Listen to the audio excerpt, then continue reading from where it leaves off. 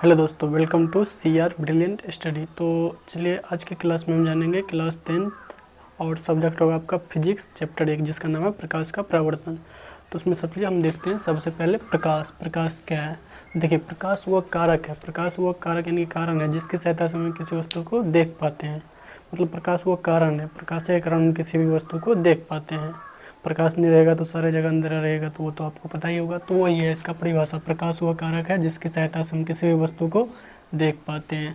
अब देखिए प्रकाश के कुछ गुण हैं। तो प्रकाश के गुण के, प्रकाश जो है ना वो हमेशा स्ट्रेट लाइन में यानी कि सीधी रेखा में गमन करता है। तो यही है इसका पहला गुण, जो है प्रकाश सीधी रेखा में चलता है।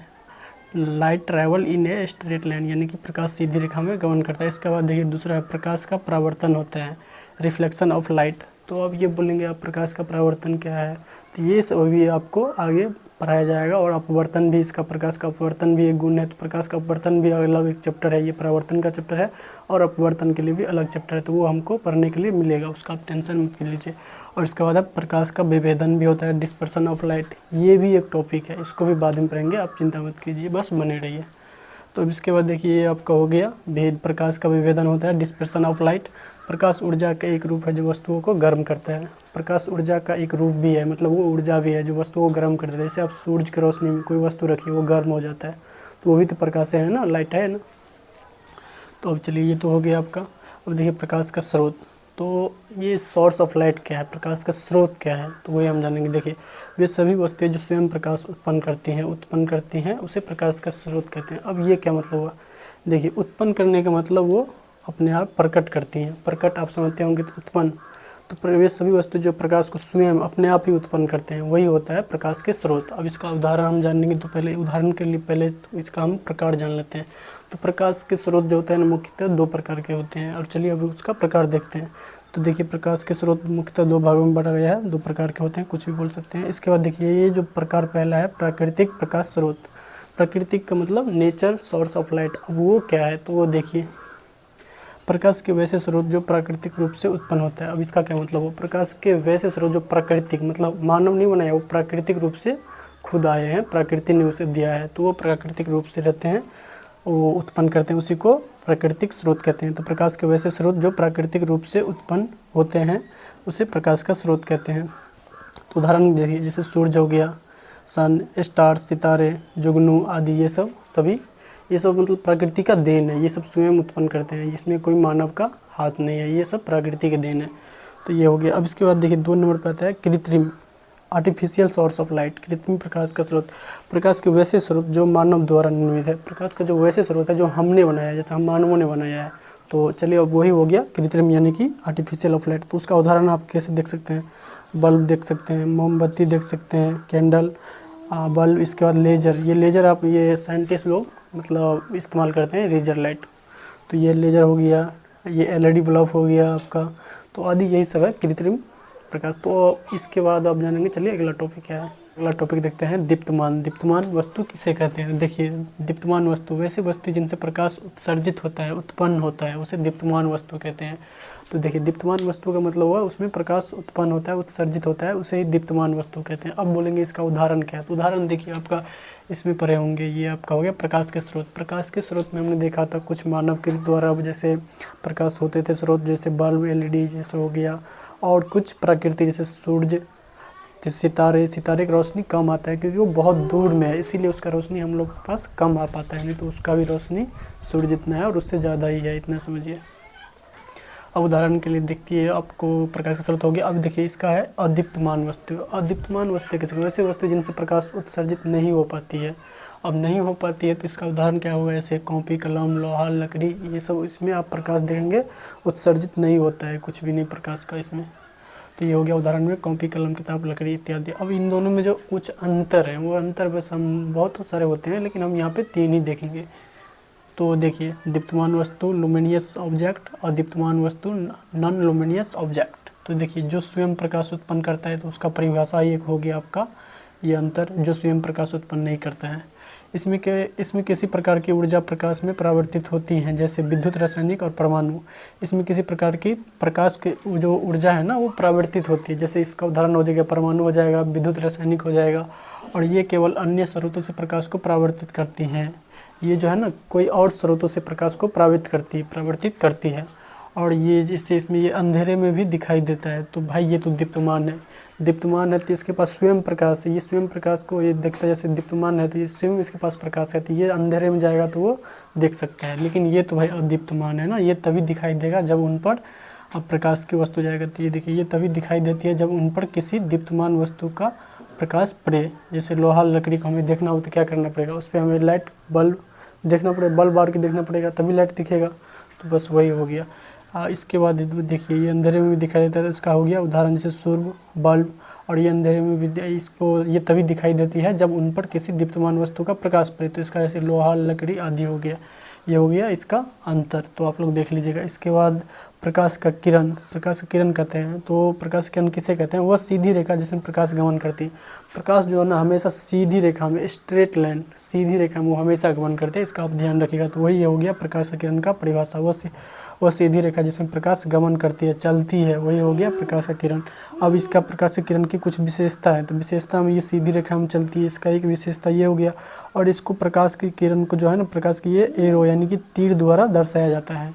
तो चलिए अब नेक्स्ट टॉपिक पढ़ते हैं, किरण पुंज। किरण पुंज किसे कहा जाता है, चलिए अब देखते हैं जो किरण पुंज। किरण पुंज किसे कहते हैं, देखिए पुंज का मतलब होता है समूह, समूह जैसे किरण, किरण पुंज तो मतलब समूह, तो समूह का मतलब किरणों के समूह, किरण पुंज। किरण मतलब किरण हो गया और पुंज मतलब समूह, तो किरणों के समूह।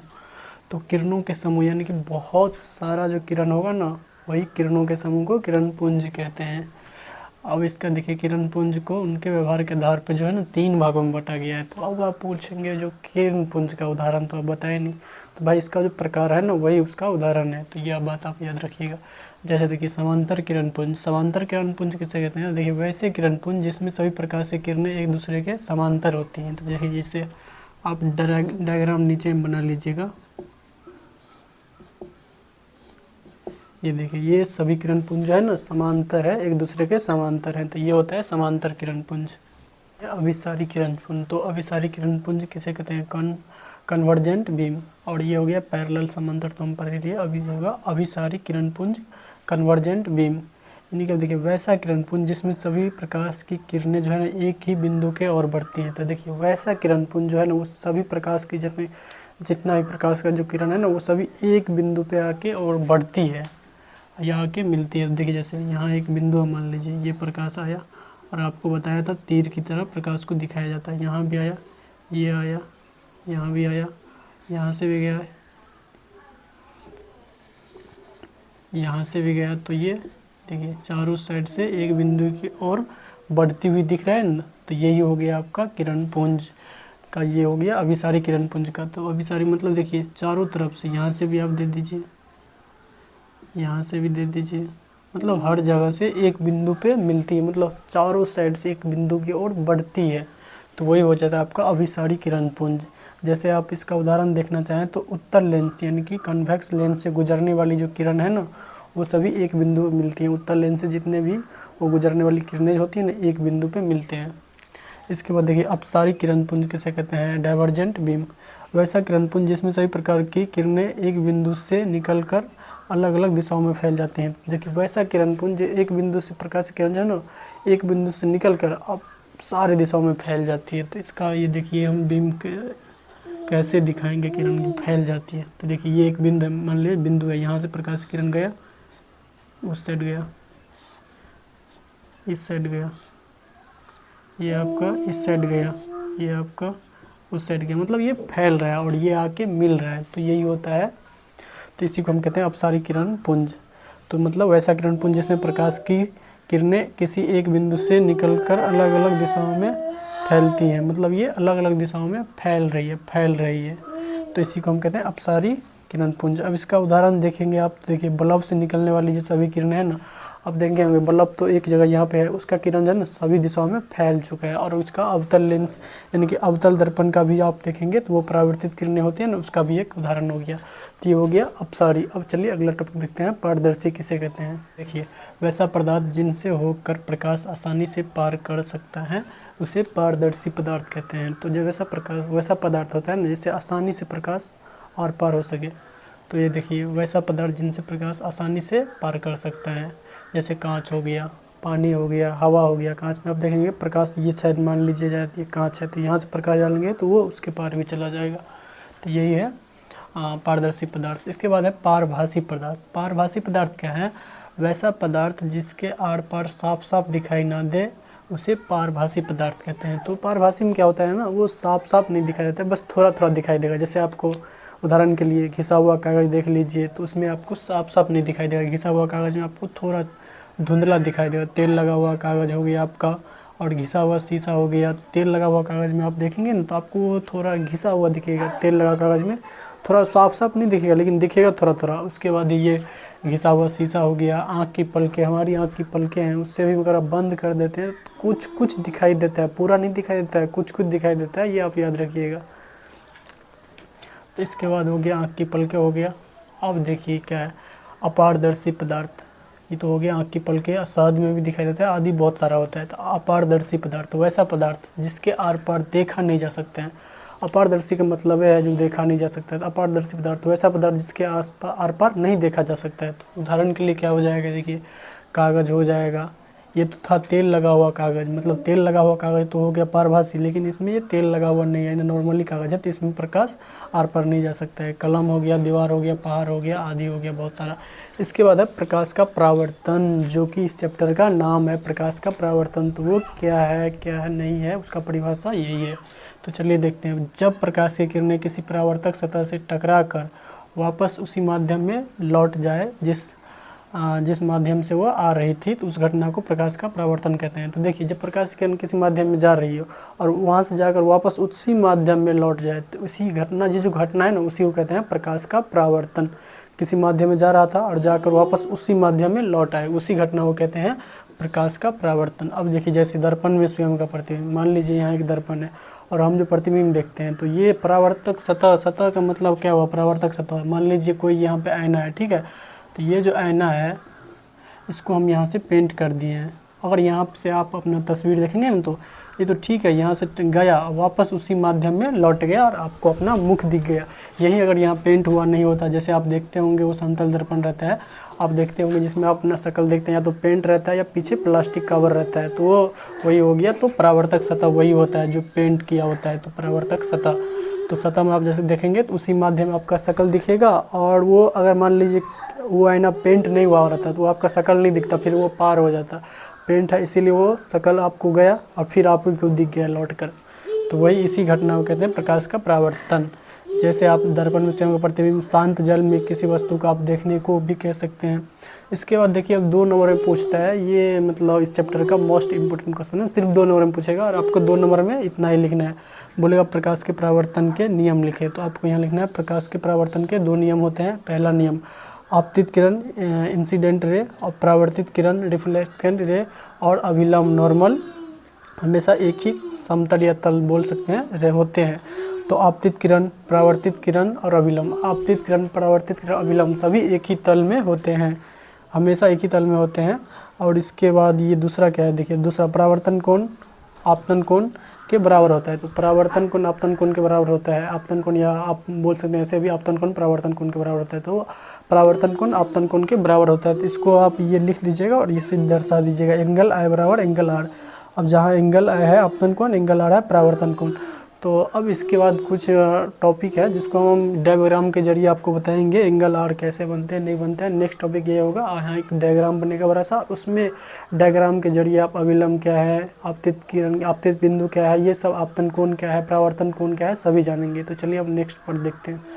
तो चलिए अब इस परिभाषा को देखते हैं, लेकिन इस परिभाषा को देखने से पहले हम एक डायग्राम बनाएंगे, उसी में इन सभी का परिभाषा छुपा हुआ है। तो चलिए देखते हैं, बारीकी से डायग्राम को देखिए। ये देखिए, एक ये हो गया आपका सतह, परावर्तक सतह। तो ये जो है ना एक समतल दर्पण है। अब दर्पण कई प्रकार के होते हैं, वो आगे पढ़ेंगे हम, उससे एक सीधी लाइन तो खींचा जाए। ये हो गया समतल दर्पण, इसको हम यहाँ से पेंट कर दिए, क्योंकि मेरे पास तब तो पेंट वगैरह है नहीं जिसको आपको पेंट पूरा करके ही पेंट दिखाएं। तो हम ये इसको पेंट करने का एक ये तरीका होता है, जो ऐसे आप कर दो। अब देखो, मान लो यहाँ कोई बल्ब जल रहा होगा, ठीक है, तो यहाँ से ये जो आया ऐसे करके किरण गया होगा, ठीक है, मान लेते हैं, मानने के लिए यहाँ एक बल्ब जल रहा है, उसका किरण यहाँ पे गया, और यहाँ पे जो है ना परावर्तक सतह पे जो परा, वो परा, तो ये हो गया आपका आपतित किरण। ये आपतित किरण आप कैसे, तो उसका परिभाषा देखिए कैसे होगा। परावर्तन सतह, तो आपतित किरण परावर्तक सतह पर आकर पड़ने वाली, यानी कि देखिए ये आपका परावर्तक सतह हुआ, ठीक है।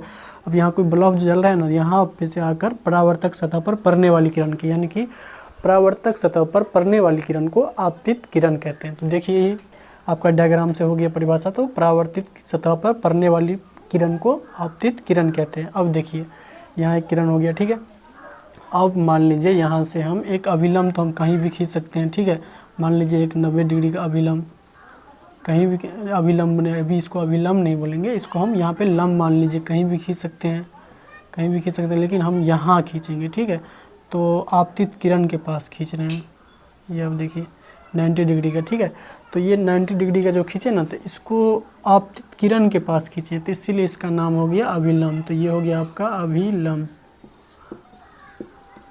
क्योंकि इसको अभिलंब इसीलिए बोला गया क्योंकि यहाँ पे आपतित किरण जो पड़ता था ना, वहाँ उस बिंदु से अभिलंब खींचा गया, तो इसीलिए ये खास हो गया बिंदु, इससे 90 डिग्री का जो खींचे वो खास हो गया, इसीलिए इसका नाम अभिलंब पड़ा, ठीक है। तो अभिलंब का परिभाषा देखिए क्या हो जाएगा। अभिलंब आपतन बिंदु से खींचा गया लंब को अभिलंब कहते हैं। तो यहाँ हम जो देखिए लंब, तो यहाँ पे हम कहीं भी खींच सकते हैं, एक लंब कहीं भी खींच सकते थे, लेकिन हमने यहाँ से एक आपतित किरण से खींचा है, ठीक है, जो कि एक खास उसको नाम दिया गया, इसीलिए यहाँ तो अभिलंब, तो वही हुआ आपतन बिंदु से खींचा गया लंब को अभिलंब कहते हैं। तो ये हो गया आपका आपतन बिंदु, आपतन बिंदु से हम खींच दिए लंब एक, तो उसी का नाम हो गया अभिलंब। तो वही इसका परिभाषा है, डायग्राम के जरिए आपको समझ के आ गया होगा, जो मतलब आपतन बिंदु से खींचा गया लंब को अभिलंब कहते हैं, यानी कि आपतन बिंदु यहाँ से खींचा गया लंब, आपतन बिंदु से खींचा गया लंब को अभिलंब कहते हैं, आपतन बिंदु से खींचा गया लंब को अभिलंब कहते हैं। तो ये हो गया आपतन बिंदु, यहाँ से एक लंब खींच दिए, वो अभिलंब हो गया, ठीक है। अब देखिए आप बचपन में हम लोग जैसे खेलते थे ना, कोई आईना हो गया, ठीक है, और सामने वहाँ एक बच्चा है, तो उसको हम सूरज की रोशनी से जो आईना का रोशनी आता था ना, उसको हम दिखाते थे, उस पर उसकी रोशनी आँख पे चमकाते थे, तो वो हो गया परावर्तन। तो वही यहाँ पे परावर्तन होगा, यहाँ पे तो पेंट है तो अंदर जाएगा नहीं, तो पेंट है तो ये रोशनी जो है ना यहाँ से टकरा कर ऐसे हो जाएगा, ठीक है, ऐसे हो गया। तो ये तो हो गया आपतित, ये हो गया आपका आपतित किरण, आपतित किरण, और ये हो गया आपका परावर्तित किरण, क्योंकि ये परावर्तित होकर जा रहे हैं। तो ये हो गया परावर्तित किरण। तो देखिए परावर्तित किरण आपको कैसे की डेफिनेशन, परावर्तक सतह से टकराकर वापस जाने वाली किरण को परावर्तित किरण कहते हैं। परावर्तक सतह आपका ये रहा, और देखिए ये तो आपतित किरण आया और ये टकराकर वापस जा गया, तो वही है परावर्तक सतह से टकराकर वापस, यानी कि परावर्तक सतह से टकराकर वापस जाने वाली किरण को हम कहते हैं परावर्तित किरण।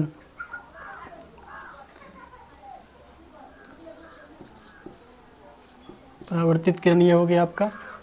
अब इसके बाद है इसमें ये अभिलंब होगी के परावर्तित किरण। अब देखिए यहाँ पे एंगल आया है, ये एंगल आया है और ये एंगल आया आर है। तो देखिए अब इसका डेफिनेशन कहाँ से होगा, इसका डेफिनेशन भी होगा इसी डायग्राम में है। तो देखिए एंगल आई कहाँ कहाँ बना है, अभिलंब और ये आपतित किरण।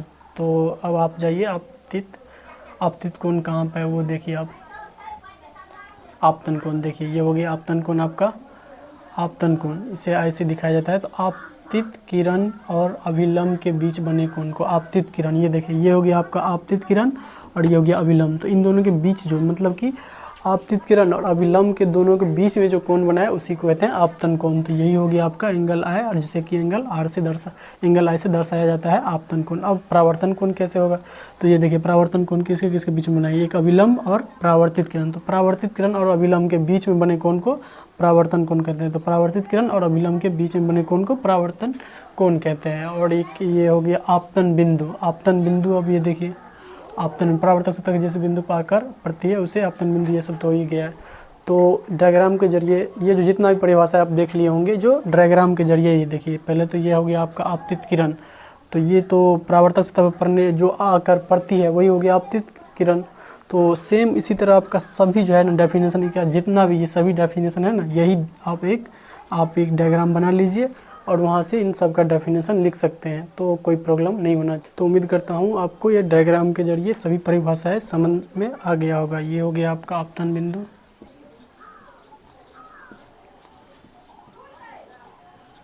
आपतन बिंदु। तो देखिए ये सभी परिभाषा जितना भी है ना, 2, 2, 4, 2, 6 टॉपिक है, इन सभी का परिभाषा इन डायग्राम में छिपा हुआ है। तो उम्मीद करता हूँ ये आपको समझ में आ गया होगा। चलिए अगला टॉपिक देखते हैं। तो प्रकाश के परावर्तन का हम जो है ना डेफिनेशन भी पढ़ लिए हैं, नियम भी पढ़ लिए हैं, जो 2 नियम के होते हैं। प्रकाश के परावर्तन 2 नियम के होते हैं। अब इसका हम जो पढ़ेंगे ना वो पढ़ेंगे प्रकार। प्रकाश के परावर्तन कितने प्रकार होते हैं, तो ये मुख्यतः 3 प्रकार के होते हैं। तो पहला देखिए नियमित परावर्तन, जब प्रकाश की किरणें किसी समतल और चिकनी सतह से टकराकर एक ही दिशा में समान रूप से परावर्तित होती हैं। अब चिकनी सतह का मतलब क्या है, जैसे पानी का शांत होना, ये हो गया, एक दर्पण हो गया, तो वो होता है चिकनी सतह। यानी कि पानी जब शांत है ना, उसमें कोई हिलडोल ना हो, तो वो हो गया चिकनी सतह एक। तो प्रकाश की किरणें किसी समतल और चिकनी सतह से टकराकर एक ही दिशा में समान रूप से परावर्तित होते हैं। तो इसका मतलब हो गया प्रकाश की किरणें जो है ना समतल कोई चिकनी सतह पर टकराकर एक समान रूप से परावर्तित होती है। तो हम इसको कैसे लिखेंगे, जब प्रकाश की किरणें किसी समतल और चिकनी सतह से टकराकर एक समान रूप से परावर्तित होती है, तो एक टकराकर जो है ना एक समान रूप से परावर्तन होता है, तो उसी को नियम, समान रूप का कहने का मतलब है नियम से परावर्तित होती है।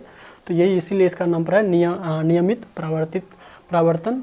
तो इसी को हम नियमित परावर्तन कहते हैं, जब प्रकाश की किरणें किसी समतल और चिकनी सतह से टकराकर एक ही दिशा में समान रूप से परावर्तित होते हैं, तो इसे नियमित परावर्तन कहते हैं। अब इसका देखिए विशेषता क्या है। नियमित परावर्तित किरणें जो है ना समांतर होती है। समांतर कहने का मतलब है जैसे ये जो है ना तीनों किरण एक दूसरे के समांतर है, तो इसी तरह इसका समांतर होती है। किरणें जो होती है ना वो समांतर होती हैं। चमकदार सतहों पे, जैसे कहने का मतलब है पानी शांत हो, जैसे पानी शांत हो कहने का मतलब है जो उसमें आप देखिए जैसे ढेबा मार दीजिए तो वो अशांत पानी हो गया, वो शांत नहीं है। पानी शांत का मतलब वो ठहरा हुआ हो, तो उस पर जब प्रतिबिंब बनता है और प्रतिबिंब टकरा कर जब किरणें पड़ती है, टकरा कर एक समान रूप से परावर्तित होती है ना, तो वही वो होता है नियमित परावर्तन। अब देखिए इसका विशेषता क्या क्या है। विशेषता परावर्तन की समांतर होती है। चमकदार सतहों पर जैसे पानी का शांत होना दर्पण पर होता है, और स्पष्ट प्रतिबिंब, यानी प्रतिबिंब जो बनता है ना पूरा क्लियर बनता है, साफ बनता है। ठीक है। अब देखिए उदाहरण के लिए आप जैसे दर्पण में स्वयं का प्रतिबिंब देखते हैं। शांत जल में आप जैसे उदाहरण के लिए आप घर में रोज़ देखते होंगे दर्पण, तो उसमें अपना चेहरा देखते हैं, तो वो भी हो गया इसका नियमित उदाहरण। और शांत जल कहीं है तो उसमें आप अगर अपना चेहरा देखेंगे तो उसमें भी आपको अपना चेहरा दिखेगा, तो वो भी हो गया इसका उदाहरण। अब इसके बाद है अनियमित परावर्तन। तो जब प्रकाश की किरणें किसी खुदरी सतह से टकराती है और अलग अलग दिशाओं में फैल जाती है। खुदरी सतह कहने का मतलब हो गया दीवार, कागज, वहाँ जब टकराती है ना तो अलग अलग दिशाओं में फैल जाती हैं। तो जब प्रकाश की सतह किसी खुदरी सतह से टकराती है और अलग अलग दिशाओं में मतलब अनेक दिशाओं में फैल जाती हैं, तो उसी को कहते हैं अनियमित परावर्तन। जब प्रकाश की किरण किसी खुदरी सतह से टकराती हैं और अलग अलग दिशाओं में परावर्तित हो जाती हैं, तो उसी को कहते हैं हम अनियमित परावर्तन। तो विशेषता क्या है, किरणें परावर्तित किरणें जो है ना समांतर नहीं होती हैं। इसका परावर्तित किरणें समांतर नहीं होती हैं। और खुदरी सतह जैसे दीवार, कागज, पत्थर आदि पर होता है, कोई स्पष्ट प्रतिबिंब नहीं बनता। प्रतिबिंब कोई जो है ना क्लियर नहीं बनता है, क्लियर नहीं बनेगा प्रतिबिंब। ठीक है। और इसका जो उदाहरण आप देखेंगे कि सड़क पर गिरने वाला प्रकाश हो गया, जैसे वो सड़क पे प्रकाश गिरेगा, वो हो गया आपका एक उदाहरण। ये दीवार या कागज़ पे परावर्तित होता है प्रकाश, उसका उदाहरण ये भी हो गया। अब इसका एक लास्ट टॉपिक है बहुपरावर्तन प्रकार में जो है। तो बहुपरावर्तन में देखिए क्या होता है। जब प्रकाश किरण एक सतह से परावर्तित होकर दूसरी सतह से भी परावर्तित होती हैं, जब प्रकाश की किरणें एक सतह से परावर्तित होकर दूसरी सतह से परावर्तित होती हैं, तो इसे बहुपरावर्तन। बहु का मतलब क्या होता है, ज़्यादा, मतलब यही वही बोल रहा है। जब प्रकाश की किरणें है ना एक सतह से टकरा कर दूसरी सतह से भी टकरा जाता है, मतलब एक सतह से टकराया, इसके बाद दूसरी सतह से भी टकरा गया, तो ये दूसरी सतह से भी टकरा गया, इसका मतलब ये बहु। तो बहु इसीलिए इसका नाम पड़ा बहुपरावर्तन। तो ये एक सतह से टकरा कर दूसरी सतह से भी परावर्तित होती है, तो इसी को हम कहते हैं बहुपरावर्तन। यानी कि जब प्रकाश की किरण एक सतह से परावर्तित होकर और दूसरी सतह से परावर्तित होते हैं, तो उसे बहुपरावर्तन कहते हैं। हम टकरा कर जो कहते हैं, इसका मतलब आप यही समझ लिए परावर्तित, क्योंकि परावर्तित की क्या होता है, टकरा कर ही बनता है, तो वही होता है। तो आप ये टकरा कर भी लिख सकते हैं और यहाँ परावर्तित भी लिख सकते हैं, दोनों का मतलब वही है।